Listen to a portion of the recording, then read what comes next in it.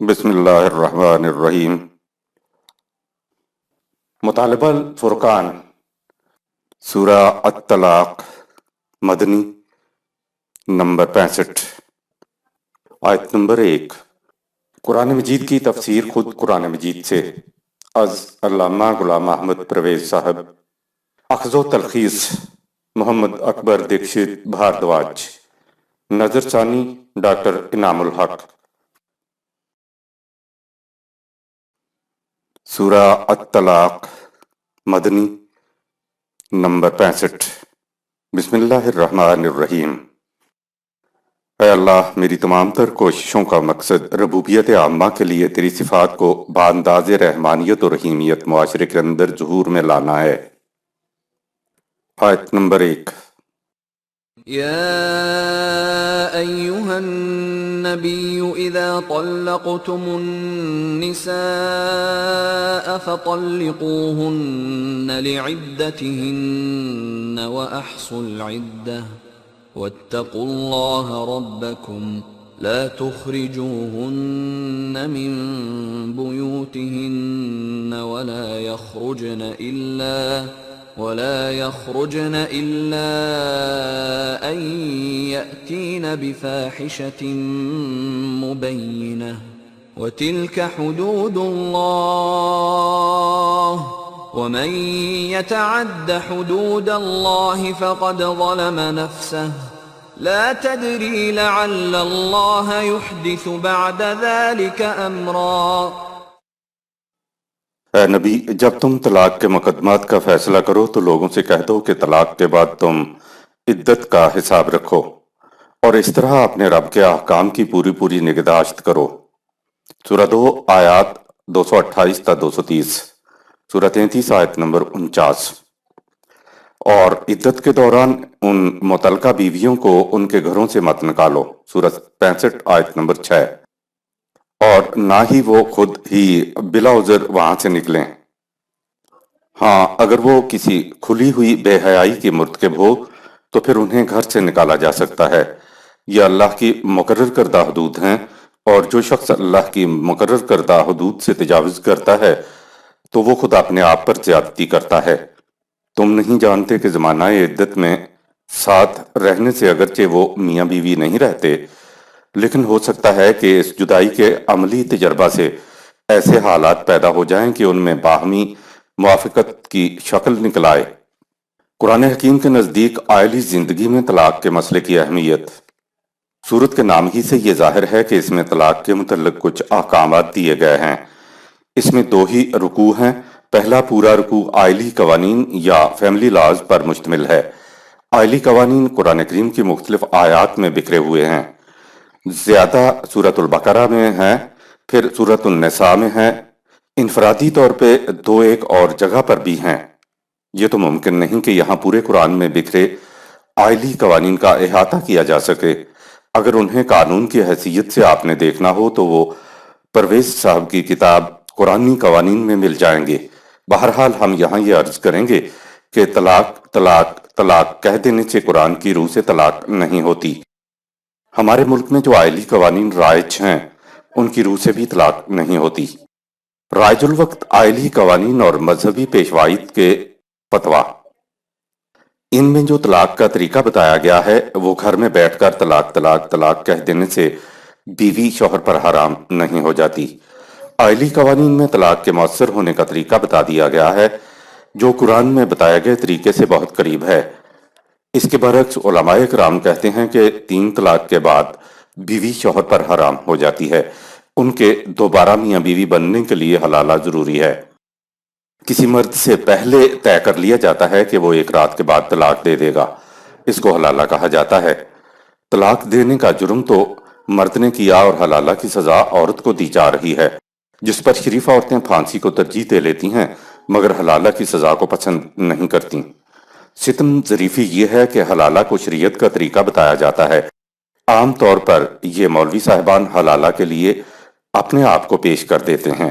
1 رات گزارنے کے بعد اگر شوہر طلاق نہ دے تو کوئی کیا کر لے گا؟ گورنمنٹ نے مصالحتی کونسل بنائی ہوئی ہیں، اس کو مرد عورت میں سے جس کا ارادہ ہو درخواست دینی پڑتی ہے پھر کونسل اپنی مصالحتی کوشش کرتی ہے اور 90 دن کے اندر اندر ان میں مصالحت نہ ہو سکے تو پھر وہ فیصلہ دیتی ہے کہ مصالحت نہیں ہو سکی، اس لیے ان میں اب علیحدگی ہو گئی ہے۔ ایسی طلاق میں اگر متعلقہ مرد عورت پھر سے میاں بیوی بننا چاہیں تو حلالہ کی ضرورت نہیں، دوبارہ گواہوں کی موجودگی میں نکاح کر سکتے ہیں، لیکن 90 دنوں کے اندر اندر آپس میں مصالحت ہو جاتی ہے تو دوبارہ نکاح کی بھی ضرورت نہیں، ویسے ہی ایک دوسرے کی طرف رجوع کر سکتے ہیں۔ یہ طریقہ پاکستان کے آئلی قوانین میں درج ہے اور یہی قرآنی طریقہ بھی ہے۔ علماء اکرام کہتے ہیں کہ شریعت کا حکم پاکستان کے قانون سے بالا ہے۔ مسلمانوں کے لیے حکومت کے قانون سے خود ساختہ شریعت کا قانون کیسے بالا ہو سکتا ہے؟ لیکن مسجد کا مولوی کہتے گا کہ اب ان میں طلاق پڑ گئی ہے، شوہر پر بیوی حرام ہو گئی ہے۔ اگر گورنمنٹ کے قانون کے مطابق ان کی طلاق نہیں ہوئی اور وہ ساتھ ساتھ رہ رہے ہیں تو مولوی کے فتویٰ کی وجہ سے معاشرے میں ہر شخص یہ کہے گا کہ یہ حرام کاری کے مرتکب ہو رہے ہیں اور ان کی اولاد کو ولد الزنا یعنی حرامی کہا جائے گا۔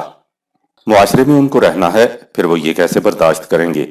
حکومت کو اپنے قوانین کا احترام سختی سے کرانا ہوگا، سزائیں دینا ہوگا اور ساتھ ساتھ لوگوں کو بھی عدالت کا دروازہ کھٹکھٹانا ہوگا۔ دور ملوکیت میں بنائے گئے آئلی قوانین قرآن کے تو خلاف تھے ہی، یہ تو ملک میں رائج الوقت قانون کے بھی خلاف ہیں، لیکن اس کا کیا کیا جائے کہ معاشرہ ملوکیت کے قوانین پر ہی اصرار کرتا ہے۔ حالانکہ سلاطین کی حکومتیں ختم ہوئیں، وہ سلاطین باقی نہ رہے جنہوں نے قوانین بنائے تھے، لیکن ان کے بنائے ہوئے قوانین جنہیں اسلامی قرار دیا گیا تھا انہیں قیامت تک کے لیے غیر متبدل سمجھ لیا گیا ہے۔ ان کو فقہ کے قوانین کہا جاتا ہے۔ جب قوموں پر عذاب آتا ہے تو وہ صدیوں پر محیط ہوتا ہے۔ 1000 سال سے تو ہم یہ عذاب بھگتتے چلے آ رہے ہیں اور نہ جانے کب تک بھگتنا پڑے۔ ملوکیت کے دور میں خود ساختہ شریعت نے آج بھی گھروں کے اندر خاوند کی حیثیت بیوی اور بچوں کے مقابلے میں ڈکٹیٹر کی رکھی ہوئی ہے، اور دلیل میں من گھڑت احادیث کو پیش کر دیا جاتا ہے جو اسلام نہیں ہے۔ اسے امت اسلام مانتی چلی آ رہی ہے تو نتیجے میں مار بھی کھاتی چلی آ رہی ہے۔ یہ مولوی ہی تھے جن کے فتووں کی وجہ سے حضرت مریم علیہ السلام اور ان کے خامد کو معاشرہ چھوڑ کے 30 سال تک مصر میں رہنا پڑا۔ خود ساختہ شریعت کے آئلی قوانین کی جڑیں بڑی گہری ہوتی ہیں۔ ہزار قرآن کہتا رہے، ملک کا قانون کہتا رہے، بات خود ساختہ شریعت ہی کی مانی جائے گی۔ یاد رکھیے قرآن کے قوانین نافذ العمل ہی نہیں ہیں، یہاں حکومت کا ہی آئلی قانون رائج ہے۔ اگر کوئی پوچھے کہ طلاق ہوئی یا نہیں ہوئی تو کہہ دیا کرو کہ بھائی صاحب ملک کے قانون کو کنسلٹ کر لو، اس میں طریقہ مقرر کیا ہوا ہے۔ اس صورت کی ابتدا ہوتی ہے یا ایھا النبی اذا طلقتم النساء، سورہ 65 آیت نمبر 1۔ اے نبی جب تم اپنی عورتوں کو طلاق دینے لگو، خطاب تو نبی سے ہے اور صیغہ بھی واحد ہے۔ آگے ہے طلقتم النساء، یہاں جمع کا صیغہ ہے، تو ہونا تو چاہیے تھا کہ اے نبی جب تو طلاق دے اپنی بیوی کو یا اپنی عورت کو تو یہ طریقہ اختیار کرو، لیکن ایسا نہیں کہا گیا۔ رسول اللہ صلی اللہ علیہ وسلم نے تو اپنی کسی بیوی کو طلاق نہیں دی تھی۔ جمع کے صیغہ نے بتا دیا کہ مرد عورت نے جو طلاق کا فیصلہ کیا ہے اس کا فیصلہ اے نبی تم نے کرنا ہے۔ یہی بات تو مروجہ آئلی قوانین کہہ رہے ہیں کہ گھر بیٹھ کر طلاق نہیں ہو سکتی، مصالحتی کونسل سے رجوع کرنا ہوگا، وہ مصالحتی کوششوں کے بعد طلاق کا فیصلہ دے گی۔ سورہ النساء کی سورہ 4 آیت 35 میں یہ بات آ چکی ہے کہ اگر میاں بیوی میں اختلاف ہو جائے تو ایک ثالث خامد کے خاندان سے اور ایک ثالث بیوی کے خاندان سے مقرر کرو۔ یہ ثالثوں کا بورڈ مصالحت کی کوشش کرے گا۔ اگر یہ کوشش ناکام ہو جاتی ہے، یعنی بورڈ محسوس کر لیتا ہے کہ یہ دونوں میاں بیوی کی حیثیت سے حدود اللہ کو قائم نہیں رکھ سکتے، تو پھر یہ فیصلہ دے گا کہ ہاں طلاق ہو گئی ہے۔ یہی طریقہ تو پاکستان کے آئلی قانون میں درج ہے۔ اگر یہ طلاق کا مسئلہ میاں بیوی کا آپس میں گھر میں طے کرنے کا ہوتا تو اذا طلقتم النساء سورہ 65 آیت نمبر 1 والی بات نہ کی جاتی۔ اگرچہ آیت میں مخاطب رسول اکرم صلی اللہ علیہ وسلم ہیں، لیکن یہاں قرآن کا تجویز کردہ ثالثی بورڈ سورہ 4 آیت 35 مراد ہے۔ اب حضور صلی اللہ علیہ وسلم کے بعد اسلامی مملکت میں جو بھی صاحب اختیار ہوگا وہ یا ایھا النبی کی جگہ آ جائے گا۔ اب مفہوم یہ ہو جائے گا کہ اے سربراہ مملکت، اور اے اولو الامر، طلاق کا معاملہ جب ہو تو اس کو اس طریقے سے طے کرو جو ہم نے سورہ النساء کی آیت 35 میں بیان کیا ہے، یعنی جب یہ طے پا جائے کہ یہ نباہ نہیں ہو سکتا اور ان کو الگ کرنا ہے تو سربراہ یا اولو الامر طلاق کا فیصلہ صادر فرما دے گا۔ ایک دفعہ طلاق کہہ دی یا 1000 بار طلاق صرف سربراہ کے فیصلے کے مطابق ہوگی۔ طلاق کے معنی ہے عقد نکاح سے آزاد ہو جانا، اور مرد عورت تب آزاد ہوتے ہیں جب مصالحتی بورڈ نکاح کو منسوخ کرنے کا اعلان کرے گا۔ اس کے بعد عدت کے دن شمار کرنے ہوں گے۔ قرآن نے ایک ویٹنگ ٹائم رکھ دیا کہ شاید طلاق دینے والا یا طلاق لینے والی اپنے فیصلے پر نظر ثانی کریں۔ نکاح کا معاملہ ہو یا طلاق کا، ہر دو معاملے میں ہر دو کی مرضی کا شامل حال ہونا ضروری ہے۔ یاد رکھیے نکاح بھی عورت کی مرضی سے ہوتا ہے، یہ طلاق کا معاملہ بھی اس کے ساتھ ہوتا ہے۔ یہ یک طرفہ ٹریفک نہیں ہے کہ نکاح تو اس کی مرضی سے ہو اور طلاق یک طرفہ ہو جائے، یہ بات نہیں ہے۔ قرآن حکیم کے نزدیک میاں بیوی کی علیحدگی کا فیصلہ انفرادی سوچ پر موقوف نہیں، یہ تو افراد کا میاں بیوی کا نجی معاملہ نہیں ہے، اس کا اثر معاشرے پر پڑتا ہے۔ ایک عورت کو طلاق ہوتی ہے تو بچوں کی کفالت اور اخراجات عدت کے دوران خرچ، بچے کو دودھ پلانے کا مسئلہ اور ایسے دیگر مسائل ہیں جن کو انفرادی طور پر حل نہیں کیا جا سکتا، اس کا فیصلہ نظام ہی کر سکتا ہے۔ آیت نمبر 2۔ فَإِذَا بَلَغْنَ أَجَلَهُنَّ فَأَمْسِكُوهُنَّ بِمَعْرُوفٍ أَوْ فَارِقُوهُنَّ بِمَعْرُوفٍ وَأَشْهِدُوا ذَوَيْ عَدْلٍ مِّنكُمْ وَأَقِيمُوا الشَّهَادَةَ لِلَّهِ ذَلِكُمْ يُوعَظُ بِهِ مَن كَانَ يُؤْمِنُ بِاللَّهِ وَالْيَوْمِ الْآخِرِ وَمَن يَتَّقِ اللَّهَ يَجْعَل لَّهُ مَخْرَجًا۔ جب عدت کا زمانہ ختم ہونے کو آئے تو اس وقت معاملہ پر ٹھنڈے دل سے غور کرو۔ اگر نباہ کی صورت دکھائی دے تو قاعدے اور قانون کے مطابق میاں بیوی کی زندگی بسر کرو، لیکن اگر نباہ کی کوئی صورت نہ رہے تو پھر قاعدے اور قانون کے مطابق علیحدہ ہو جاؤ، اور اس آخری فیصلہ پر اپنے میں سے 2 گواہ مقرر کر لو جو کسی کی روح رعایت نہ کریں اور اسے فریضہ خداوندی سمجھ کر گواہی پر حق و انصاف سے قائم رہیں۔ یہ تاکید اس شخص کو کی جا رہی ہے جو قوانین خداوندی اور آخرت کی زندگی پر ایمان رکھتا ہے۔ ہو سکتا ہے کہ ان احکام کی پابندی میں تمہیں کوئی مشکل پیش آئے، لیکن اسے ہمیشہ پیش نظر رکھو کہ قانون کی پابندی کی وجہ سے اگر کوئی مشکل پیش آتی ہو تو نظام خداوندی اس مشکل کا کوئی نہ کوئی حل تجویز کر دے گا۔ آیت نمبر 3۔ وَيَرْزُقُهُ مِنْ حَيْثُ لَا يَحْتَسِبُ وَمَن يَتَوَكَّلْ عَلَى اللَّهِ فَهُوَ حَسْبُهُ إِنَّ اللَّهَ بَالِغُ أَمْرِهِ قَدْ جَعَلَ اللَّهُ لِكُلِّ شَيْءٍ قَدْرًا۔ نظام خداوندی ان کی مشکلات کو دور کرنے کے لیے ان کو وہاں سے رزق دے گا جہاں سے انہیں گمان بھی نہ ہوگا۔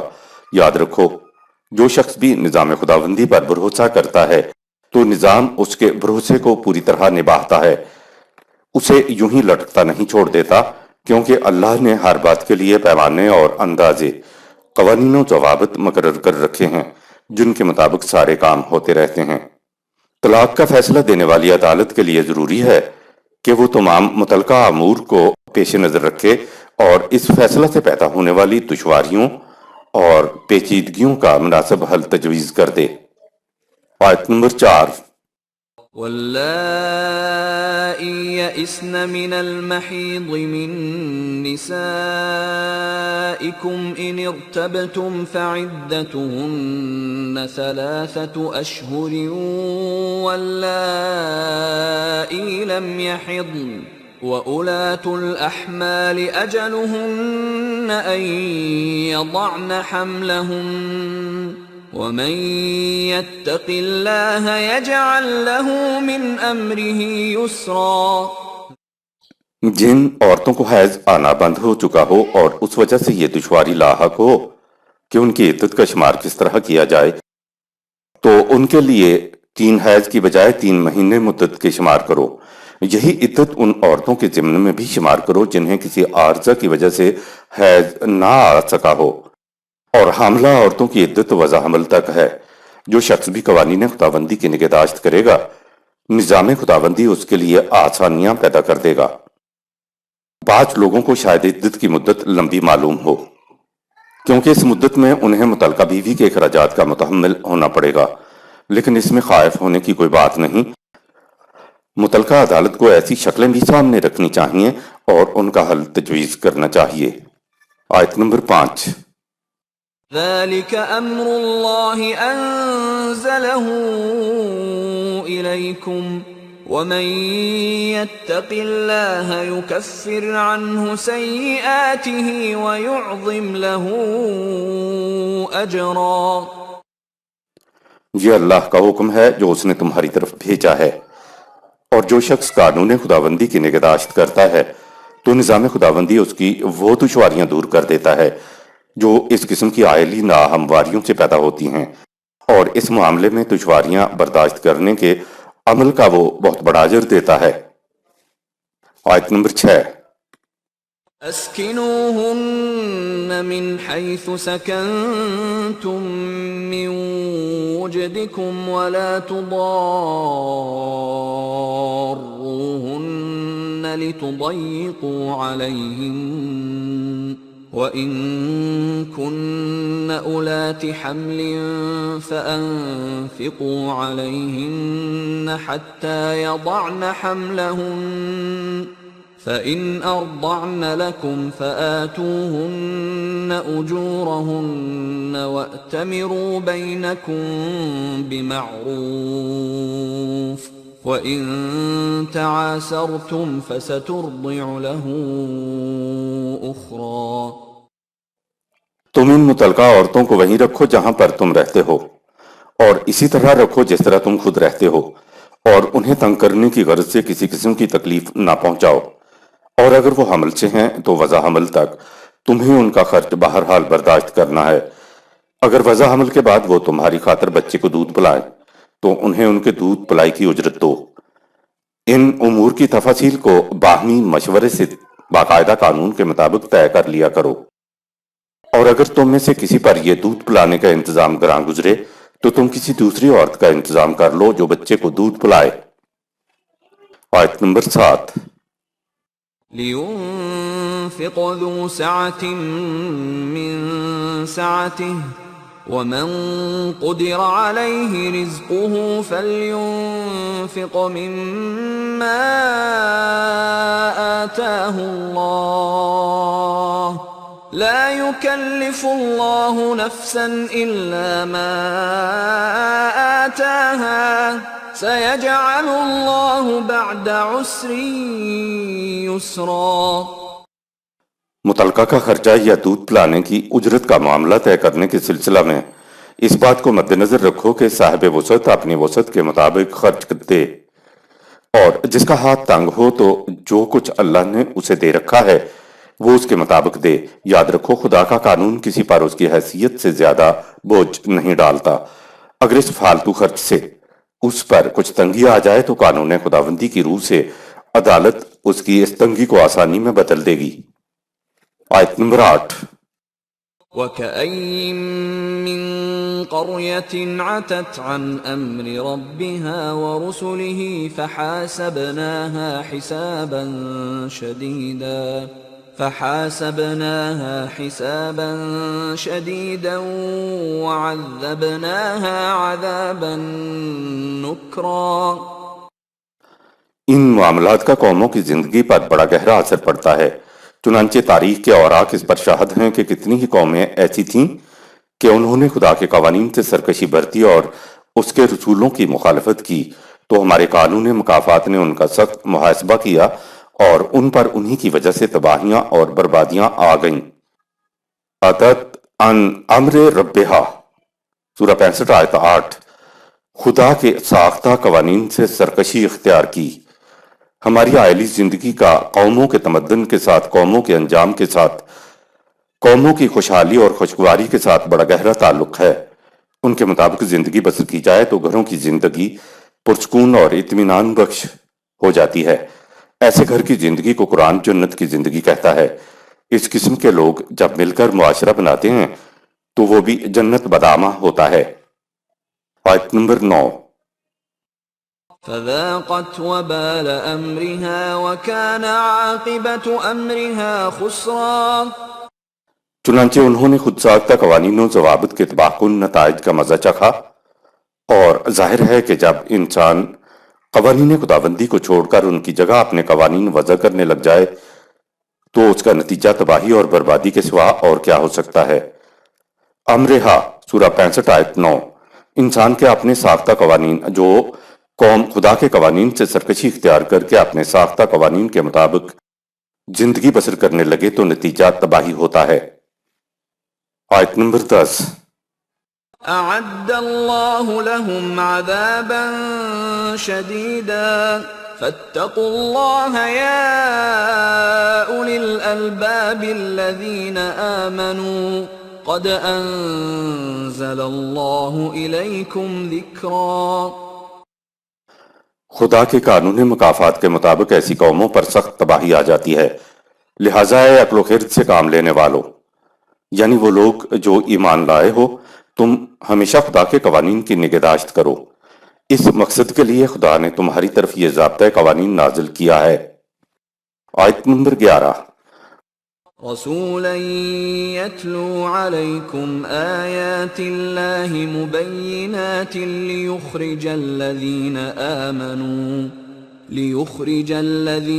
آمنوا وعملوا الصالحات من الظلمات إلى النور ومن يؤمن بالله ويعمل صالحا يدخله جنات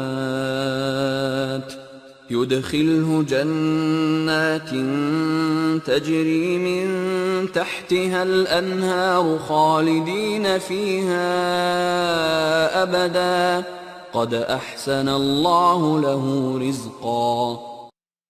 یہ رسول جو تمہارے سامنے ان قوانین خداوندی کو پیش کرتا ہے جو اپنے مطالب میں بالکل واضح ہیں، ان کا مقصد یہ ہے کہ جو لوگ ان قوانین کی صداقت پر ایمان لائیں اور ان کے مطابق صلاحیت بخش کام کریں، ان کو زندگی کی تاریکیوں سے نکال کر روشنی کی طرف لے آئے، اور جو بھی قوانین خداوندی کی صداقت پر یقین رکھ کر ان کے مطابق صلاحیت بخش اعمال کریں گے تو خدا کا قانون مکافات ان کو ایسی جنتی معاشرہ میں داخل کرتا ہے جس کی شادابیوں میں کبھی کمی نہیں آتی، وہ اس میں ہمیشہ رہیں گے۔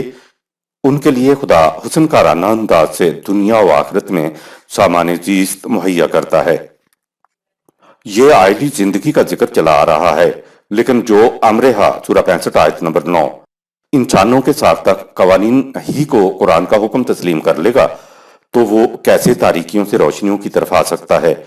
تاریکیوں سے روشنی کی طرف تو امر ربہا سورہ 65 آیت نمبر 8 یعنی خدا کے عطا کردہ قوانین کے مطابق زندگی بسر کرنے سے ہی آیا جا سکتا ہے۔ من کانا فی ہذہ اعمیٰ فہو فی آخرہ اعمیٰ، جو یہاں قوانین خداوندی سے اندھا رہا وہ وہاں بھی اندھا ہی ہوگا، آگے بڑھنے کے لیے اس کو روشنی میسر نہ ہوگی۔ امر ربہا سورہ 65 آیت نمبر 8 کے مطابق زندگی بسر کرنے والوں کو یہاں اور وہاں خوشگواریوں اور سبزیوں سے بھرپور سدا بہار جنت کی زندگی ملے گی۔ آیت نمبر 12۔ الله الذي خلق 7 سماوات ومن الأرض مثلهن يتنزل الأمر بينهن لتعلموا أن الله على كل شيء قدير وأن الله قد أحاط بكل شيء علما۔ یہ نظام ربوبیت اس خدا کی طرف سے ہے جس نے کائنات کی فضاؤں میں متعدد بلندیوں کو پیدا کیا، اور ہر بلندی کے مقابلہ میں اس جیسی پستی کو وہ ان تمام اجرام فلکی میں اپنے پروگرام کو نافذ کرتا رہتا ہے۔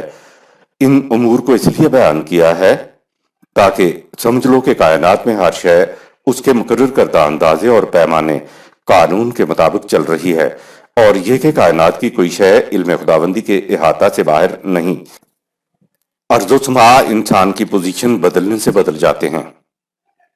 قرآن کریم خارجی کائنات میں اپنے قوانین کی کار فرمائی کو بار بار سامنے اس لیے لاتا ہے کہ انسان سمجھ لے کہ جب پوری کائنات بحسن و خوبی امر ربہا سورہ 65 آیت نمبر 8 خدا کے قوانین کے مطابق چل رہی ہے، تو انسانوں کو بھی امر ربہا سورہ 65 آیت نمبر 8 کے مطابق اپنی زندگی بسر کرنا چاہیے، تاکہ ان کی زندگی بھی بحسن و خوبی بغیر باہمی ٹکراؤ کے آگے بڑھتی چلی جائے۔ 1400 سال بیشتر کوئی انسان نہیں کہہ سکتا تھا کہ ہر سما کی ایک ارض ہے اور ہر ارض کے سما ہیں۔ یہ بات قرآن کریم نے اس دور میں بتائی جب محض 17 اشخاص خواندہ تھے، جبکہ یہ حقائق تو ہمارے سامنے 1.5 صدی پہلے ہی آئے ہیں۔ ویسے نہ تو کوئی سما ہے اور نہ کوئی ارض ہے۔ ہم جس کرے پر جا کر کھڑے ہو جائیں گے وہاں ہمارے سر کے اوپر سما ہوں گے اور پاؤں کے نیچے زمین ہوگی۔ ہم اپنی پوزیشن بدلتے چلے جائیں گے تو سما اور ارض کی پوزیشن بھی بدلتی چلی جائے گی، چونکہ بے اختیار کائنات امر ربہا سورہ 65 آیت 8 کے مطابق چل رہی ہے، اس لیے ایک کرہ دوسرے کرے کو طلاق نہیں دیتا۔ انسان کے پاس کیونکہ خدا کا عطا کردہ اختیار و ارادہ ہے، اس لیے انسان کے بارے میں خدا کو عائلی قوانین دینے پڑے۔ صدق اللہ العظیم۔ یہاں سورہ طلاق اختتام پذیر ہوئی۔ شکریہ۔